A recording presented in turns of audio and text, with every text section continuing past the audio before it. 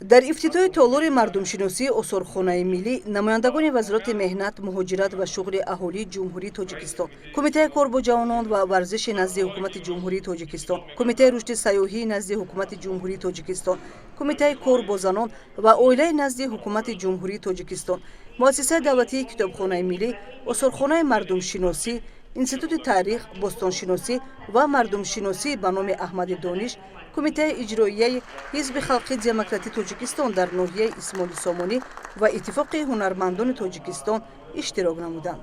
дар ин толор зиёда аз 900 маводи марбут ба мардумшиносӣ ба маърази тамошо гузошта шудааст, ки таваҷҷӯҳи ҳар як шаҳрванди кишвар ва меҳмонону сайёҳони хориҷиро ба худ ҷалб менамоянд.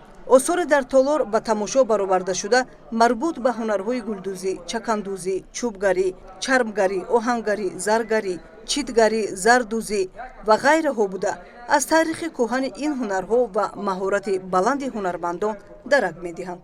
باز ذکر نمایم که در این تالار وابسته به هنرهای مختلف نیاگان مردم تاجیک که از آثار تاریخی بر اعلا مشاهده کرده میشوند پیشنهاد تماشابینان داخلی و خارجی گردانده شده است. هدف از تشکیل نمودن چنین یک تالار الهیده این هم باز هم در سطح شایسته معرفی نمودن آثار هنرمندی مردم تاجیک بوده، با این واسطه معرفی نمودن تاریخ و فرهنگ پرغنوات ملت تاجیک برای قشرهای گوناگون جامعه و مهمانان سیاحان خارجی محسوب می‌یابد.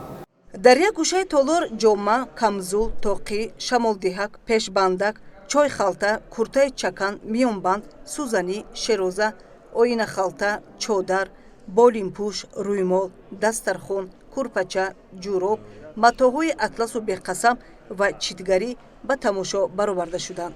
зимнан дар гӯшаи дигар сандуқча, чархчӯб, чархдек, табақча, кафча, ғалтак, кафлез, элак, қолаб, панҷара, шона, сабад, обгир, асбоби риштабофӣ ва дигар навъи ашёҳои марбут ба ҳунари чӯбгарӣ гузошта шуданд.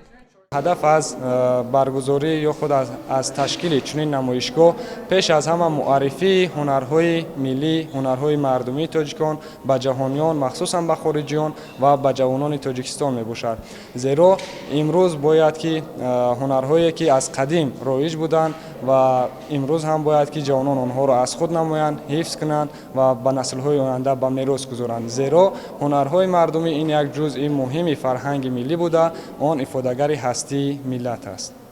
اکثریت نمونه‌های اکسپونات‌هایی که در اینجا با معرض بینندگان گذاشته شده‌اند متعلق به عصرهای 19 20 میباشند و آنها از نمونه‌های هنرهای گوناگون درک می‌دهند. مخصوصا حتی در اینجا نمونه‌های هنرهایی هستند که آنها در ورطه نیست‌شوی قرار دارند، یعنی که احیا کردن آنها به مورد است. مثلا هنر چیتگری که یکی از هنرهای پرمشقت است و امروز نسبت دیگر هنرهای مردمی کمتر باقی مانده است. هنر زرگری که یکی از هنرهای قدیمی نیاگان تاجیکان میباشد، در گوشه آخرین تالار مذکور گوشوار، انگشترین، دستپانه، گردنبند، کمربند، قلف گریبان، پشانه‌بند، تومارگردن و امثال اینها پیشنهاد تماشابینان آثارخانه گردانیده شده است.